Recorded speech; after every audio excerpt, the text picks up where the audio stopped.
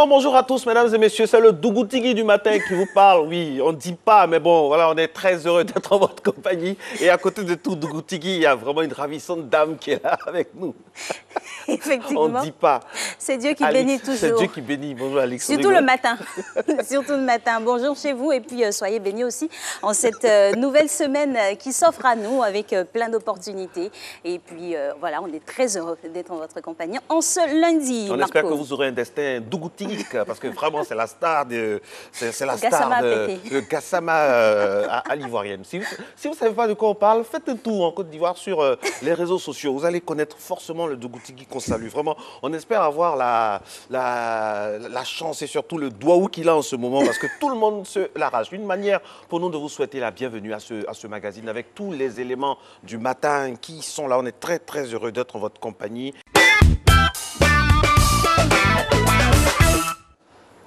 Bonjour à tous, mesdames et messieurs. Vous suivez Instant Vérité dans Matin Bonheur.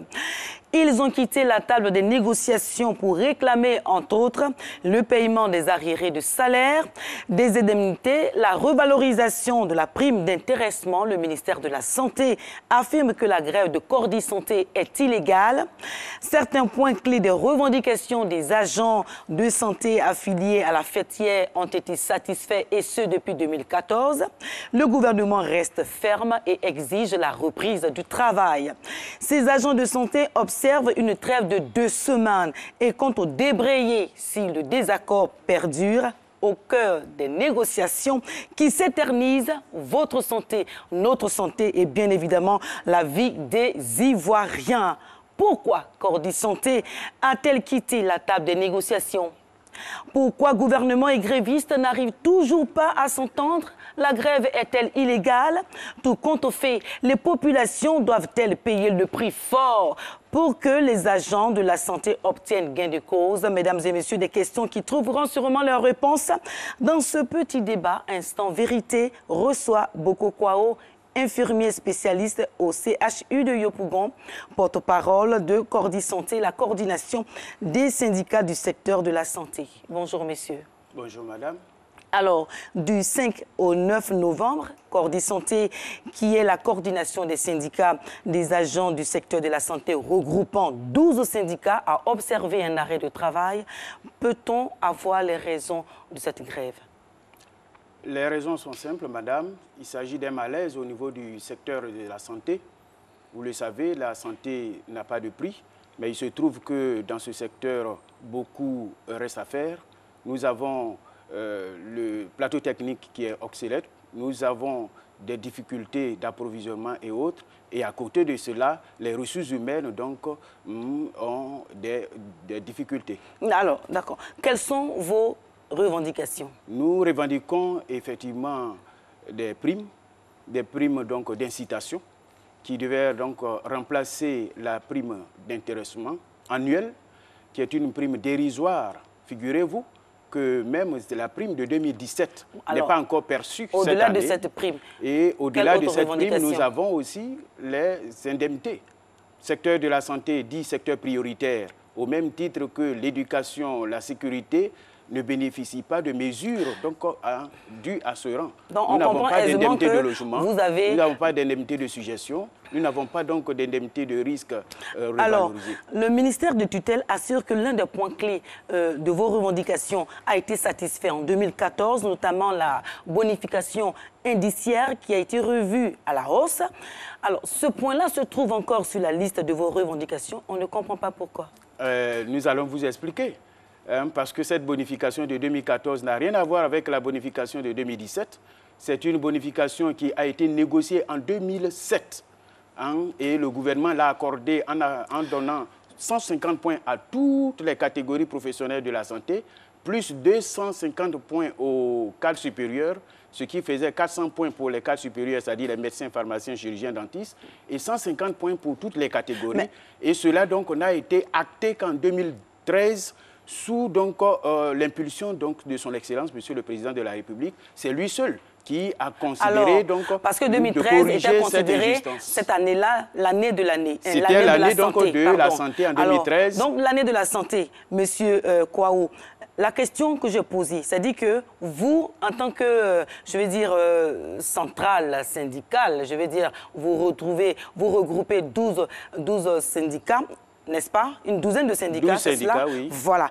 Alors, vous revendiquez, je vais dire, des meilleures situations de travail en 2007 et le point d'amortissement, c'est en 2013 et vous bénéficiez de ces bonifications à partir de 2014. En 2014.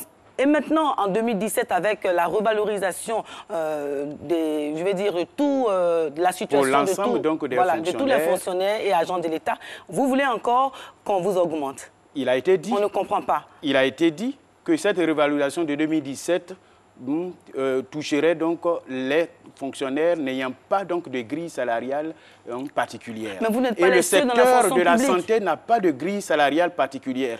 Il se trouve qu'on se demande pourquoi est-ce que, n'ayant pas de grille salariale particulière, on nous exclut. Mais en même temps, vous n'êtes pas les seuls.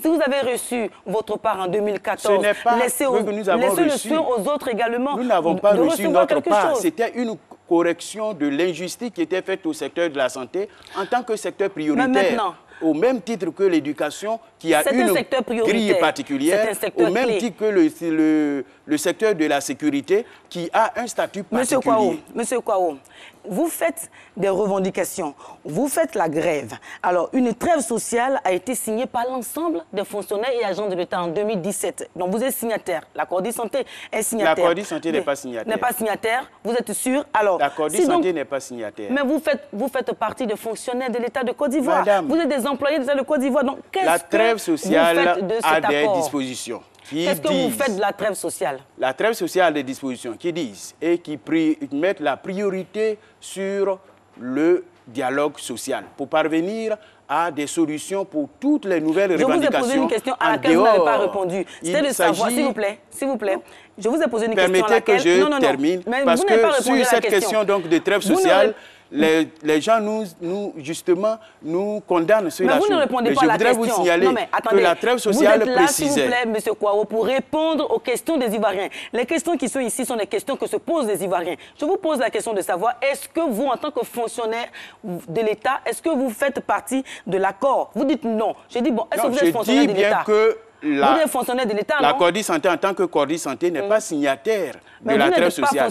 Mais nous sommes concernés par la trêve sociale. Il se trouve que, madame, la Cordi Santé a lancé son mot d'ordre de grève en juillet 2018. Cela veut dire plus d'un an après donc, la signature du protocole d'accord sur la trêve sociale. Mais quand nous avons eu donc le protocole d'accord qui demandait donc de traiter toutes les nouvelles revendications sur la table de négociation, nous avons attendu jusqu'en juillet, sans que nous ayons donc de possibilités de discussion avec notre tutelle. Et c'est lorsque nous avons déposé le mot d'ordre, donc le préavis de grève, en juillet 2017, le 3 juillet, que le 13 juillet, nous avons eu la première rencontre je vous pose maintenant, discussion ça, ce sont les rencontres avec votre ministre de tutelle. On va y arriver. Je vous pose une autre question, s'il vous plaît. Écoutez-moi.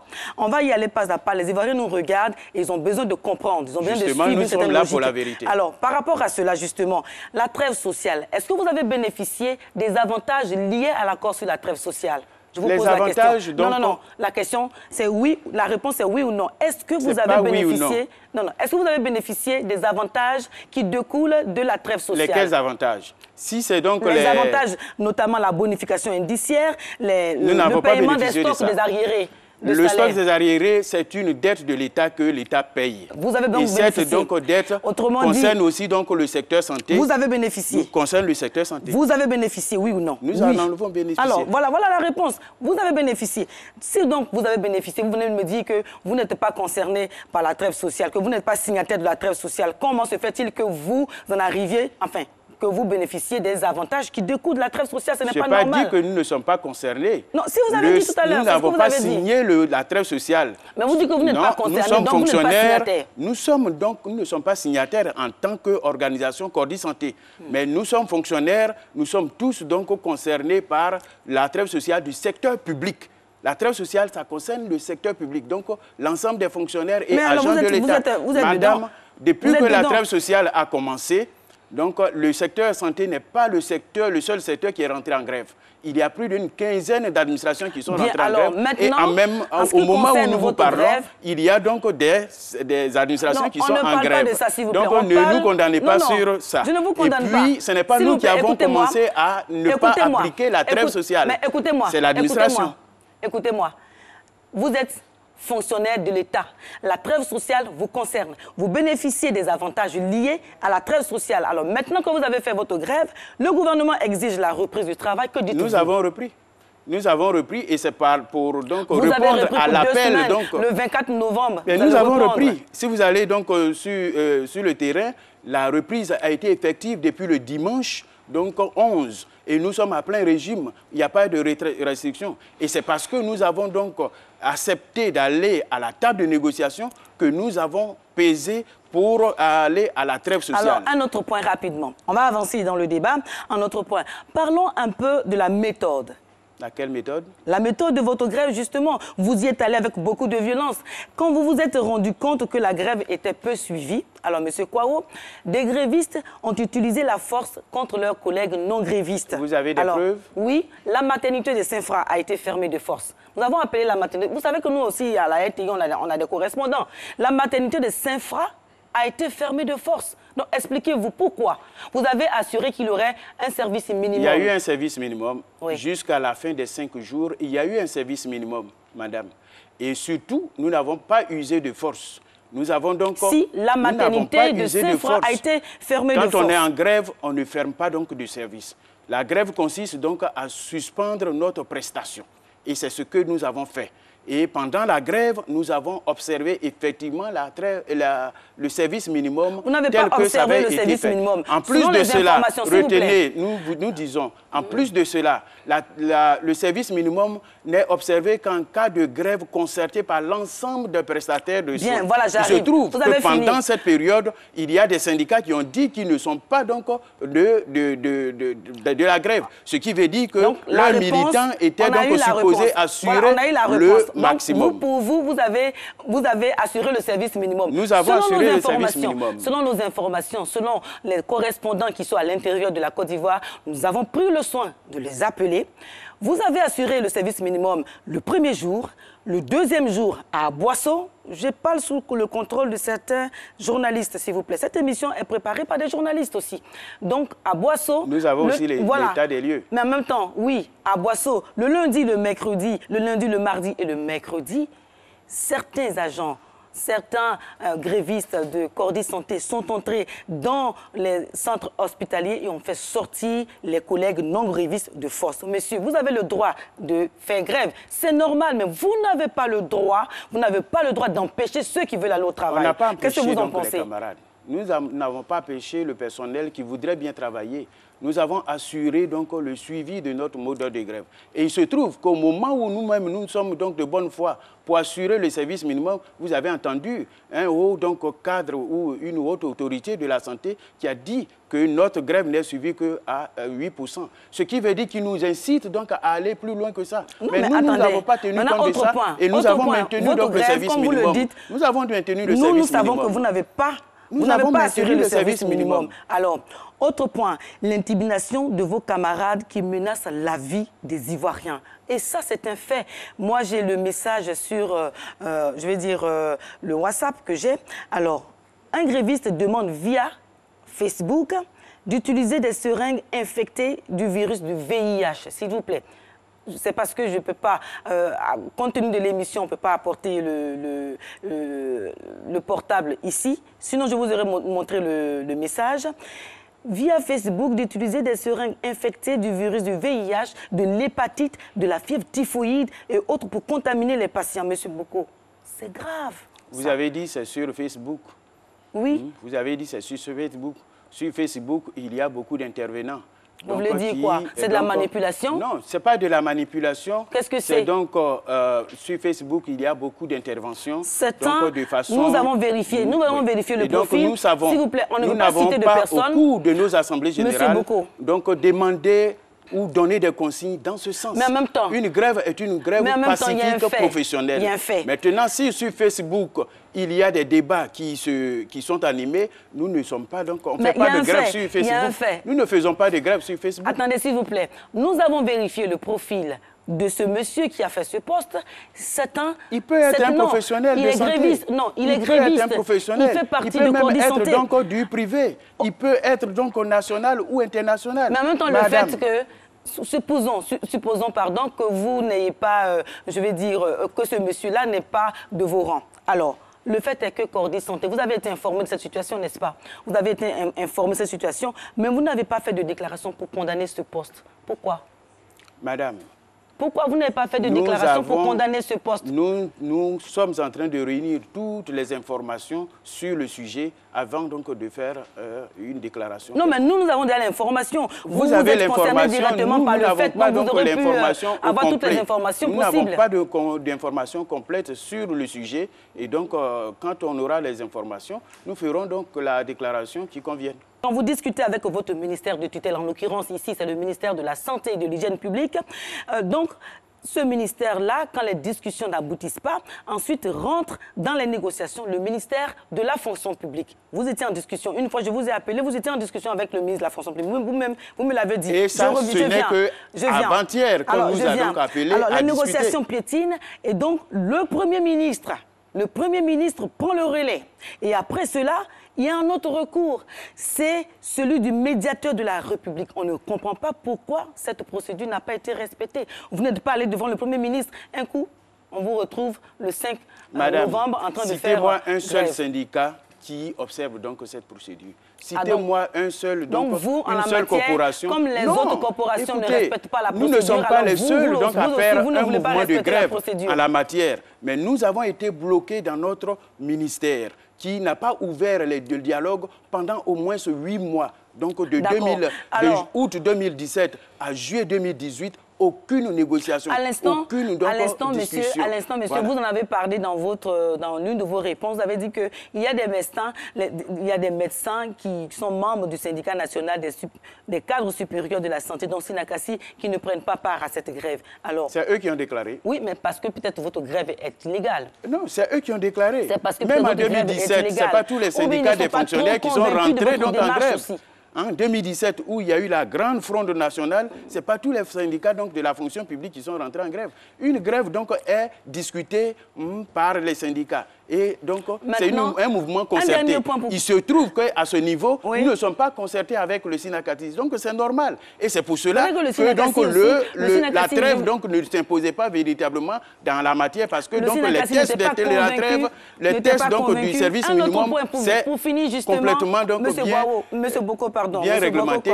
Et donc, nous avons observé le service minimum. Dans vos revendications, prenons un point qui intéresse vraiment les Ivoiriens, c'est la prime d'intéressement. Alors, pourquoi voulez-vous une hausse de cette prime rapidement? En une réponse. En une réponse, je voudrais dire qu'au niveau de la santé, les cas supérieurs dont on parle actuellement ne bénéficient que de 50 000 francs annuellement comme prime d'intéressement, ce qui est complètement donc, inadmissible. Et quant à nous autres, donc, les petits qui sommes donc, au bas donc, de l'échelle, combien nous avons? De 5 000 francs, 15 000 francs par an, et ce qui n'est pas payé régulièrement. Nous demandons qu'au niveau du secteur santé, que cette prime donc, de désintéressement soit remplacée par une prime d'incitation qui permet donc au personnel de santé d'être efficace, s'il vous plaît, productif.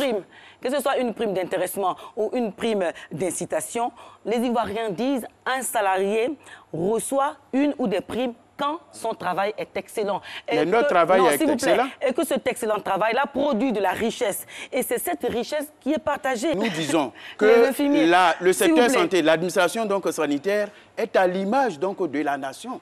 Est à l'image de la nation et dans toutes les administrations publiques.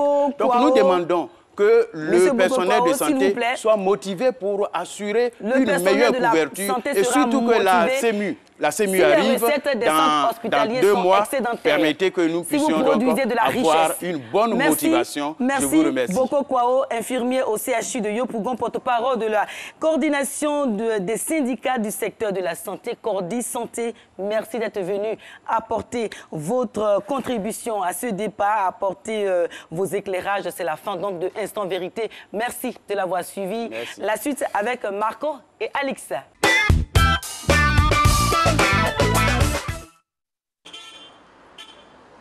Les représentations dans l'entreprise, la délégation, les syndicats, le comité sécurité et hygiène au travail sont obligatoirement élus dans tous les établissements assujettis portant Code du travail. Pour la défense des droits des employés ou autres, il faut vraiment une représentation pour pouvoir les représenter au niveau des responsables des entreprises et autres. Pour pouvoir défendre leurs droits en fait. C'est très important parce que ça permet un meilleur maintien du climat social en entreprise.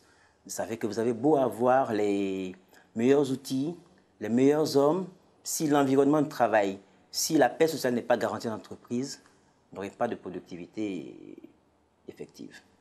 Des représentations utiles, certes, mais quelquefois indexées. Le côté négatif, c'est que souvent, on constate que lorsque ces différents comités rentrent en grève, entre guillemets, comme on le dit, le service minimum, soit dans les différentes entreprises ou que ce soit dans les cadres de la santé, ne sont pas souvent respectés à vue d'œil.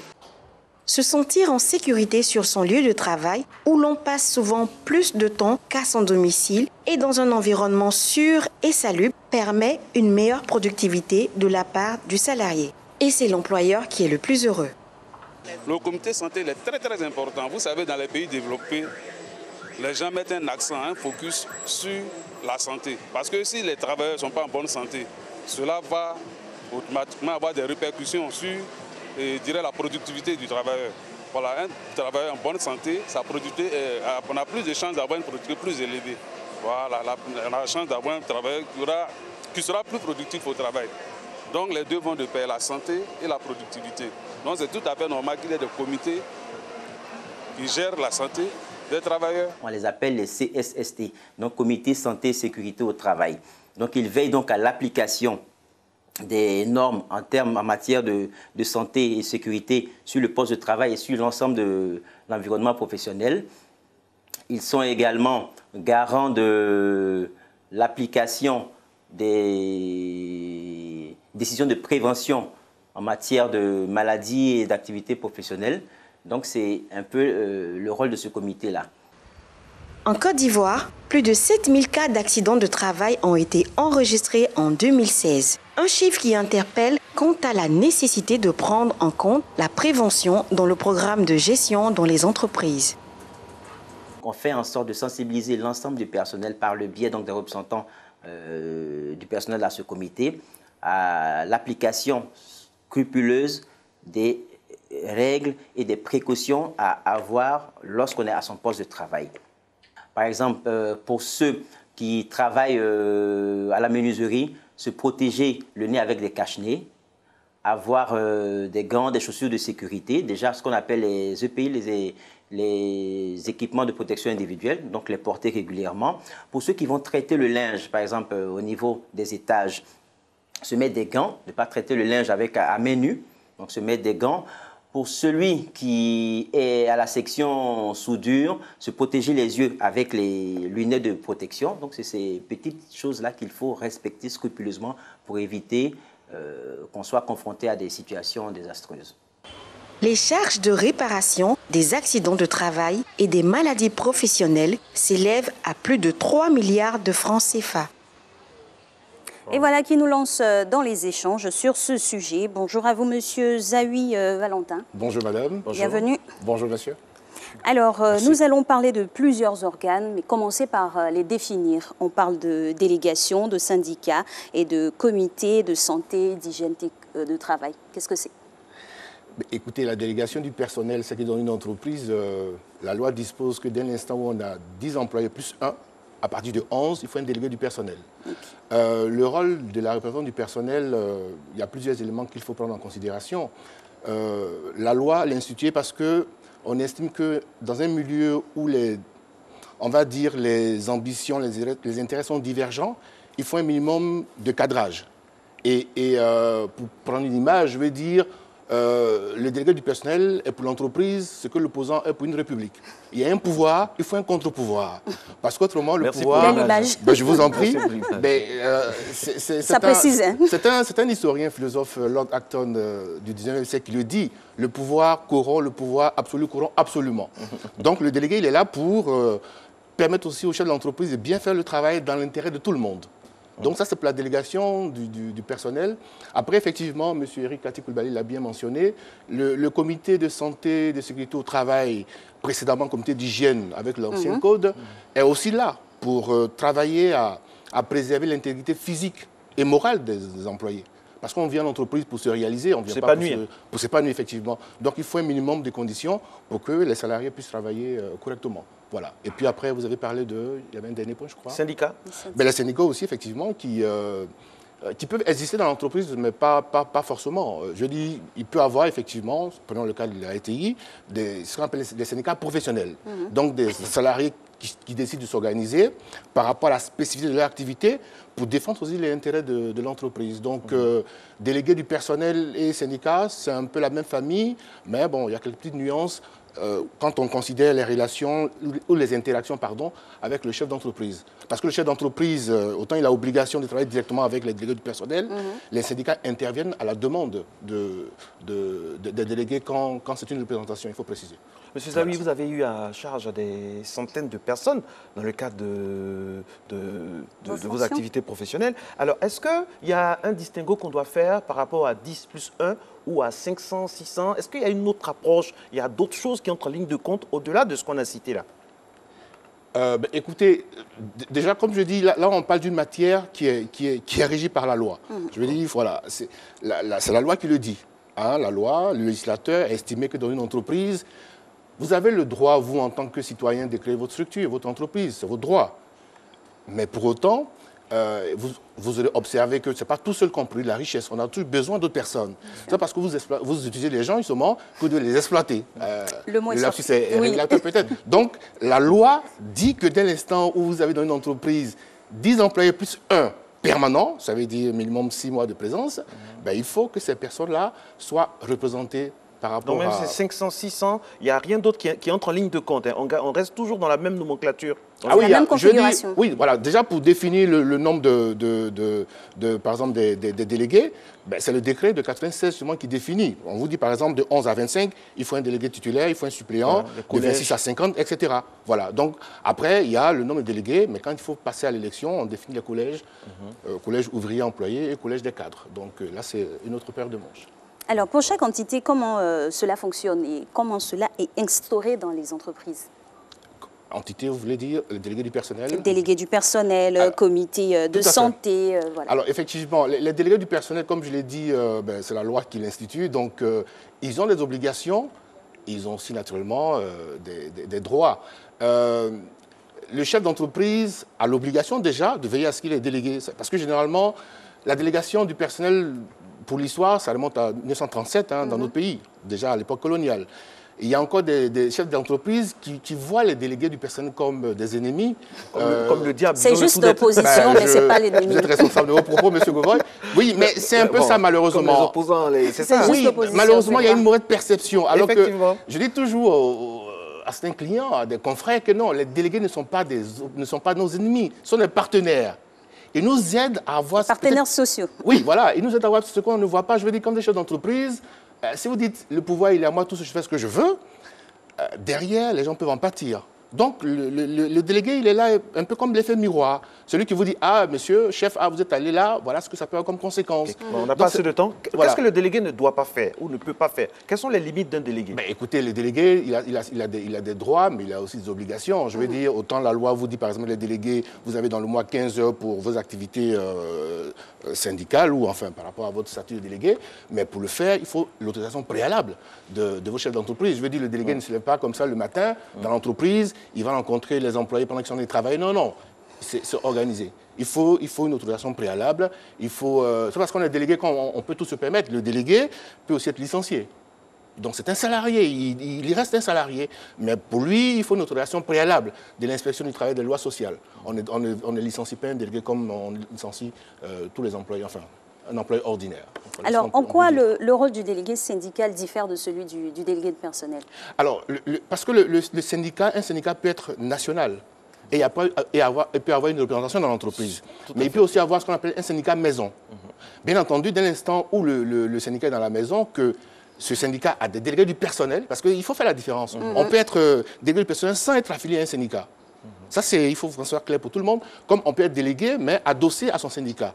Bien entendu, si on a des délégués du personnel qui sont adossés à un syndicat, qui sont dans leur entreprise, ben, ils sont concernés par les préoccupations, n'est-ce pas, des uns des autres. Ils sont appelés aux échanges, aux rencontres que le chef de l'entreprise doit avoir, et ils ne décident pas. C'est important, parce que parfois, on fait une confusion. Oui, il y a la nuance. Voilà, les délégués ne décident pas à la place du chef de l'entreprise.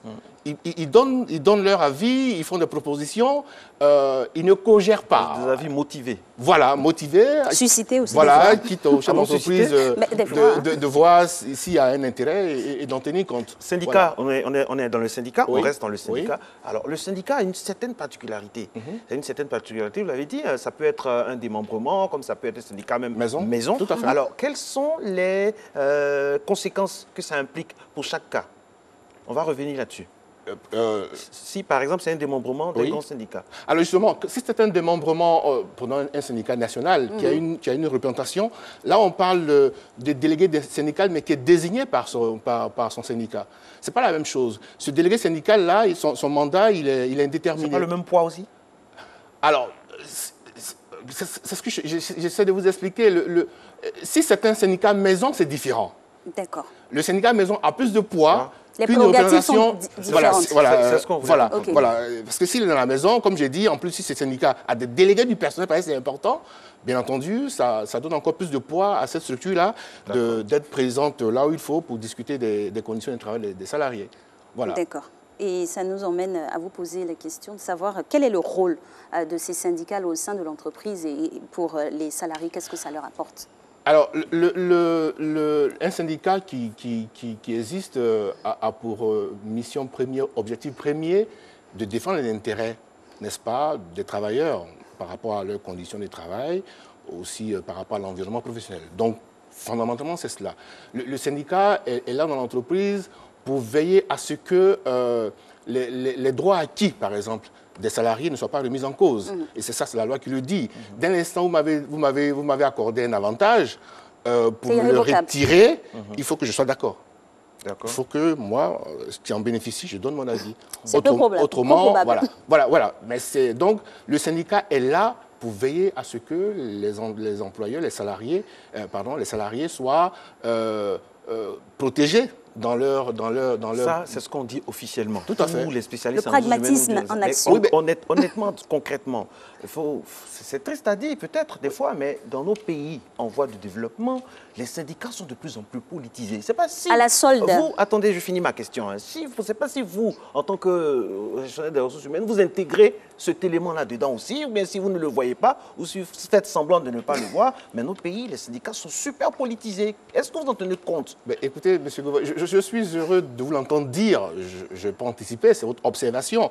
Je faillis dire, quand je prends ma casquette de sociologue, oui, j'observe avec vous que malheureusement, beaucoup de syndicats glissent sur le terrain politique. Mais écoutez, ce sont les réalités du terrain.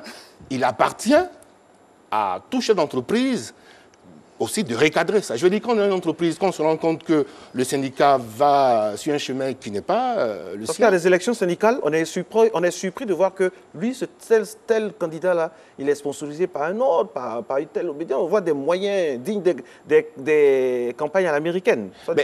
Après, il faut aussi faire attention à une chose, parce que le terrain syndical... et quand vous prenez le terrain politique, voilà. Donc, il peut y avoir un parallèle, c'est pas seulement chez nous, en Europe, dans les pays développés, vous voyez des responsables syndicaux qui, le lendemain après, sont des responsables politiques. Mais il faut, effectivement, la loi est là pour réguler les choses. Et vous l'avez dit plus tôt, il y a beaucoup de lois. Ce qui est important, c'est de travailler à faire respecter ces lois-là. Voilà. Donc, je pense qu'il appartient à ceux qui sont en charge, aussi bien à l'inspection du travail que la sienne pièce pour la partie santé et tout le reste, de travailler à ce que les lois qui ont qui ont été promulguées soient respectées sur le terrain. Et là, c'est vrai que c'est un grand chantier. Monsieur Zawi, peut-être le mot de fin. Avec votre regard de professionnel des ressources humaines, qu'est-ce qui manque honnêtement à nos entreprises au niveau des ressources humaines pour être compétitives à l'international? C'est une question... Mais écoutez, je pense déjà qu'on a... On a un problème avec la perception de la notion de travail chez nous. C'est un débat qui revient souvent. Vous avez des pays où pendant longtemps, le Japon pour ne pas le citer, où les gens ont travaillé sans prendre de congé annuel. Jusqu'à ce qu'à un moment, ils estiment qu'ils sont arrivés à un niveau de développement qui leur permet de... Alors, chez nous, j'observe qu'il y a beaucoup qui trichent avec le travail. Il y a beaucoup dans nos entreprises qui trichent avec le travail. Il y a trop de jours fériés? Écoutez... C'est suscité par des actions bien précises. Non, tout va bien. Les jours fériés, oui, enfin, j'observe avec vous qu'on a beaucoup de jours fériés. Mais tout ça participe... c'est justifié. Voilà, enfin, justifié, vous savez, on peut en discuter jusqu'à demain. Je pars du principe qu'on travaille véritablement à implémenter la culture du respect du travail dans nos entreprises. Parce qu'aller à l'international... Là-bas, ça rigole pas. Voilà, donc je pense que les RH dans les entreprises doivent vraiment veiller à ce que les salariés qui sont payés pour faire un travail fassent leur travail. Et dans de bonnes conditions. Bien entendu. Merci beaucoup, monsieur Valentin. Je vous en prie. Alix, c'est fini? Ben oui, c'est terminé, ça passe tellement vite et voilà, on sera là encore demain, rassurez-vous. D'ici là, les programmes se poursuivent avec Thierry Angeval ou Serge José Amesson pour les rendez-vous. À demain.